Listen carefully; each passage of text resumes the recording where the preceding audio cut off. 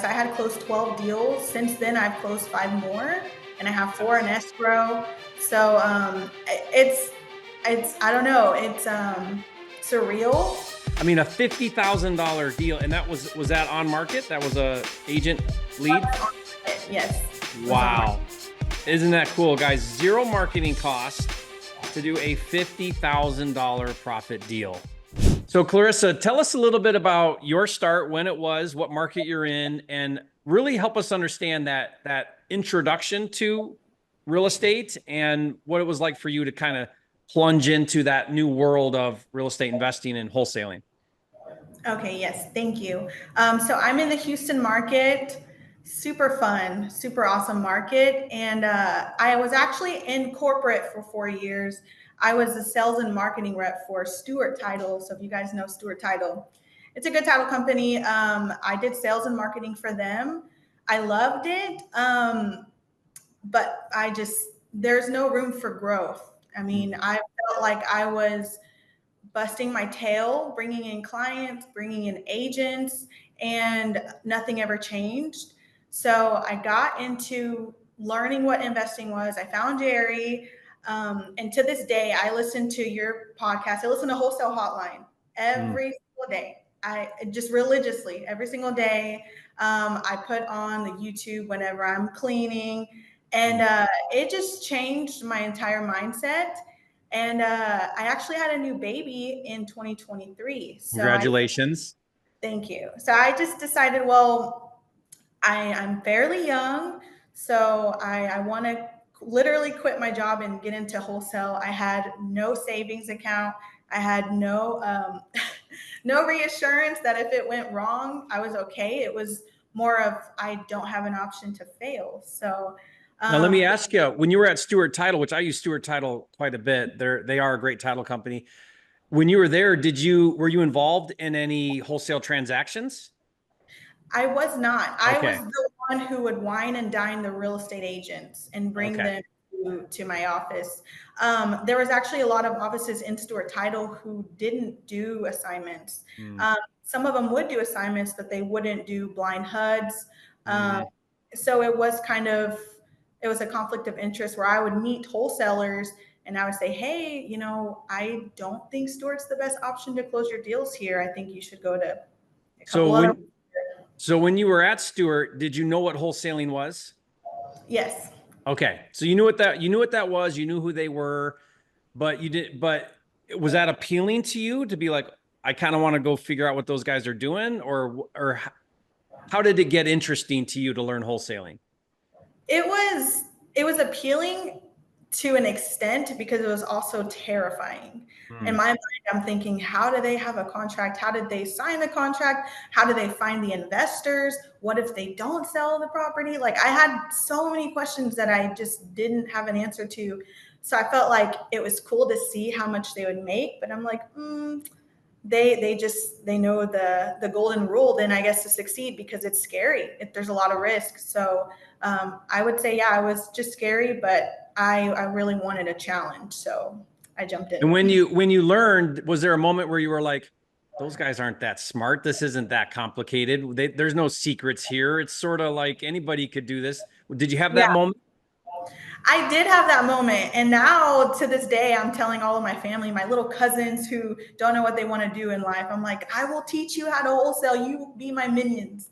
And I tell people all the time, like, really to do wholesale, it's like, you need like 3rd grade math, and you need some basic understanding, as far as like the concepts, the conceptual part of wholesaling is not rocket science. It's fairly easy to grasp.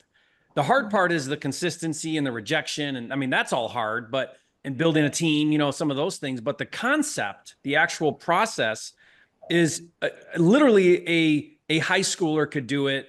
I think a middle schooler could probably do it. It's not very complicated. So, but we think it is. So that's the thing that we tell ourselves is like, oh, it must be complicated. It must be hard. There must be some kind of secret thing that only some certain people know about that can make that kind of money. And then you realize, no, not actually. Yeah. Well, knowledge is power, truly. So the more you know, the more you feel like it's easier and you just succeed. So did you learn first, then leave Stewart, or did you leave Stewart and start down the learning process? I actually left Stewart first, Okay. so it was really scary. I knew the general idea, but I didn't know A to Z. I didn't know the market at all. I wasn't a realtor.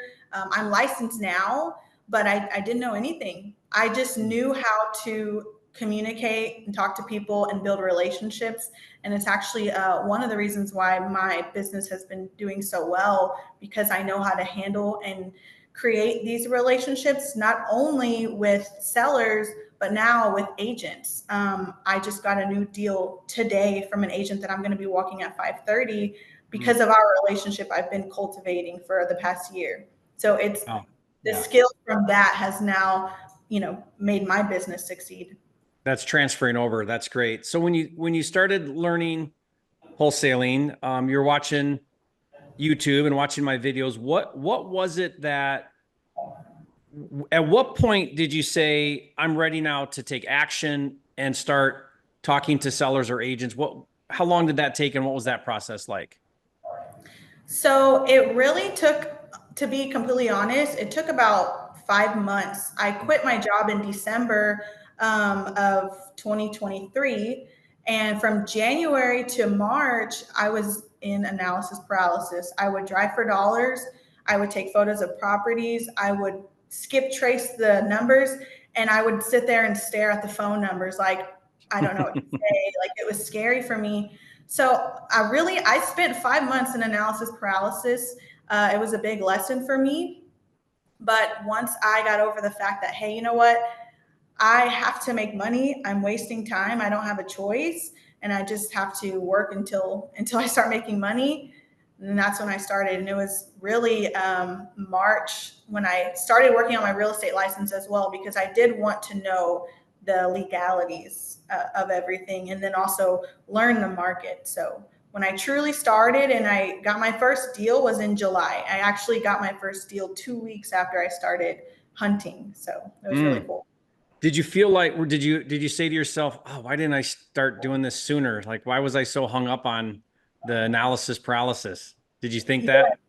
Oh yeah, yeah. And then when I went back to analyze the deals that I found during the analysis paralysis time, a lot of them were locked up. And I was like, wow, when I saw them, they were not locked up. And then now they are because I didn't take action. So that's always a reminder. I actually have photos of those houses on my phone as a reminder of Mm. anything I'm here to do, take action. So I definitely did So, dwell on that a little.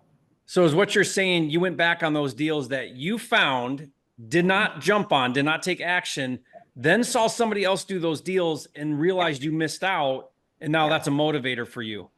Yeah. That's cool. I love that. That's great. So yours from this recording, from this interview right now, you're not even a year in No. and you're at like 12 deals, I think, right? And you have more in the pipeline. So you're off to the races here. Yeah, so since I actually emailed you guys, I had closed 12 deals. Since then, I've closed five more, and I have four in Yes. escrow. So it's I don't know, it's surreal when I see Mm-hmm. the numbers, but also when I get something under contract, I don't immediately think, okay, payday for next month, move on. It's more of like that could fall out, and I need to keep hunting because you never know. Mm. I've had about 20 deals fall out because of errors that the title company couldn't find, memorandums that nobody wanted to pay. And then some of them were lesson learned where I learned a part of a micro market in Houston that I didn't know and I got something too high. Mm-hmm. So lost deals, but they've all been Mm-hmm. lesson learned. So Mm. truly, if they would have all closed, it would have been great. But that's not how it works. And what's working for you? Of all the deals you've done, have you found like your marketing channel that's your favorite or that's worked the best? Or are you doing multiple things? What's working for you? So my marketing channel, that's my favorite, is calling listings because I Okay. love talking to agents. I found a skill in it.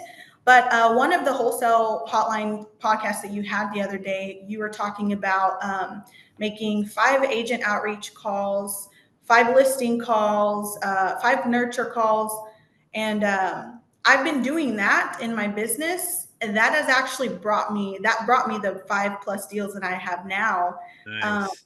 So I was focusing on listings, focusing on agents. So now I'm cultivating relationships with agents. So if they decline my offer and tell me to, kick rocks, I still follow up with them and I maintain that relationship and I try to learn more about them. Do they have kids? If they tell me yes, when I follow up with them a month later, I ask them, how are your kids doing? Mm-hmm. To make me stand out versus the 10 million other wholesalers and investors in Houston. Yeah, it's that relationship. So what she's talking about, you guys, is I call it the 555 method. And I've got some videos that really break this down if you want to go back and find that or watch that. But what it is it's an agent model. It takes about 3 hours to do it a day. And you're going to reach out to 5 listed properties and make offers on those. You're going to cold outreach 5 agents, just any agent in your market. And then you're going to do 5 follow-ups on agents you talked to previously. So it's really 15, touches or conversations that you're having a day. And the promise that I make is if you do that consistently, it will result in deals. Now, the goal or the hope is that a lot of those deals end up being off market, because what we're hoping for is we're hoping that agent will start to bring you those leads prior to listing them. And then you get an opportunity, you get a shot at it to make a cash offer. And then you're not competing with the on-market stuff. So, very few of all the agent deals we do get some that are listed. But that's not the goal. We call the listed ones more for an excuse to talk to the agent and build a relationship than we are, the deal at hand that we're going for. Now, I still make an offer, but, you're competing with the market now. So those are going to be a little tougher to get a discounted price at. So what we're really hoping for is that we make those connections, we make those relationships, and those turn into deals in time. How many of those, now that you're doing that outreach really well, that 555 method, and you said doing that, you got 5 more deals. Yeah. Were any of those off market, like not listed yet? They were all off market except for one, but Awesome. I've been actually learning how to, I script practice with some of my friends who do this too. And we learned how to get them to accept our offer, but have a contingency that's not written that they will accept our offer if they take it down from the market. So one of them were on market and they did withdraw the property. So that was really cool. Did you guys catch that? So Clarissa, this is really big, because explain to everybody why you want that taken down and become off market. And then I would love to hear how you position that conversation. So there's a lot of investors in Houston, frankly, who don't buy on market deals. And the reason is because they go to refinance that later. And if their hard money lender or private money sees what it was listed for, it kind of bites them in the back end. So a lot of investors, you kind of lose a lot of buyer pool when it's listed. And so at least half will not even look at it if it's listed. It could be a 60% deal. Yeah. If it's listed, they're like, sorry. There's also a mindset thing that, it must not be a deal. It's on market. Why would I buy that? Like, there's a mental barrier for some people. Now, it's really dumb, because who cares? If it pencils, it pencils. But because I buy a lot of on market from wholesalers and I could care less. You got the deal. It pencils. I want it. But it is a barrier that you run into. So you want that agent to take it down so it's no longer an on-market property. You guys, does that make sense, guys? How we let them know. We say, hey, our financial partners for this property, we might have to refinance later. And I just explain that, and they're like, oh, okay, let me speak to the seller. And usually the sellers don't bat an eye. I don't care. Once we have that conversation, they've already accepted the offer verbally. And then when you go to do your dispo, now you no longer have that barrier to overcome about the listing. Yeah. So Clarissa, share with us, out of the deals you've done so far, which one was your favorite? Could be your biggest assignment or just a really cool experience. What was your favorite deal that you could break down for us? So I actually have 2 favorites I want to share, because they were both lesson learned and they were growth moments for me. Because if you're not growing in this business, then you're back to doing a regular job like everyone else. So my first one was a deal that a seller brought to me. I went to walk the property. They had been transparent that a lot of wholesalers and investors have walked their property. I gave my offer and they said, hey, we already have an offer 10,000 over. Will you match it? I said, I'm sorry, I can't match it. As much as I wanted to get the deal done, as much as I wanted to over offer their offer to get the deal done, I tried to kind of use my relationship that I had with them to win that offer because it was less than their highest one. And they actually accepted my offer because of the relationship, because of the compassion I gave to them when I went to meet a seller. I don't walk into these seller appointments and tear down their house and say, oh, well, your house needs a roof and I see that leak. I go in there and I make them feel like everything's going to be okay, that their house is beautiful. They could have a hole in their roof and I'm like, this is a beautiful home. and, and I just kind of connect with them on that level. And so they accepted my offer knowing it wasn't the highest. And I ended up selling that one for $25,000. So that was beautiful for me because it taught me to stick with my gun with my offer, and try not to force a deal, even if they say, hey, there's a higher offer. Well, the other lesson there, Clarissa, is that price isn't the number one decision maker for people. For a lot of people, trust is, because they want to feel like you're going to solve their problem and that you're going to take this to the finish line. And with distressed sellers, confidence in the buyer is often more important than price. Yeah. And so they felt like, hey, we'll get less on price, but we want to work with Clarissa because we feel like she cares. We feel like we can trust her. We have confidence in her. And the other person that offered more did not convey that well enough or as good as you did. And so that's where, like, one of the big things I'm talking about a lot lately is you have to really have a servant heart in this business. You have to really be a go-giver. You have to go the extra mile and be willing to do things like find them a new apartment or help them move or get the U-Haul or release earnest money earlier, all the things post occupancy. Like, you've got to be willing to go the extra mile and help people feel that from you in order to beat out competition, in order to compete in today's market. 1,000%. Yeah. Yeah. And you did that well. That's really cool. So I love that. Yeah. Hold to your number. Don't come up on that number, as tempting as it is. What was your other deal that you liked a lot? So my other one was one that just closed on Friday. We funded on Monday and it was my largest one. The assignment fee was $50,000, but it was originally $20,000. I went for 2 reductions and it was super scary. And they were, so started in, yeah, it was really cool. It was 2 acres in Baytown over here in Houston and selling it to a builder. And the builder was running into, hoops that he had to jump through with the city, but he was already locked in. He was going to buy it. He was not going to get out of the deal. But I thought, well, I want to try for a reduction with the things that he's telling me, the pushbacks that the city is giving him, and see if we can get a reduction. So I got 2 $15,000 reductions. And so the end sale price was, I got $50,000, and it was super scary. Wow. And I pushed myself because I'd never done a price reduction. I was always scared to do that because I thought that they would get mad and say, hey, you agreed to this price. Why are you coming for a reduction? But it worked. So it was really cool. Well, I think what you did, the reason why it worked is because you weren't just asking for a price reduction just because that's going to come across offensive, but you had legitimate reasons of why it made sense for a reduction.